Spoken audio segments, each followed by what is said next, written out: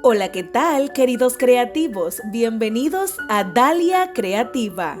En este video te enseño cómo hacer esta maravillosa rosa en cinta de listón de 7.5 centímetros de ancho y utilizamos 100 centímetros de largo. La flor está hecha únicamente con una cinta completa. Es muy fácil de hacer, se hace con hilo y es hermosísima, te va a encantar. Muchas gracias por tu apoyo. Ver mis videos, comentar, darle like, aprender y suscribirte. Quédate hasta el final.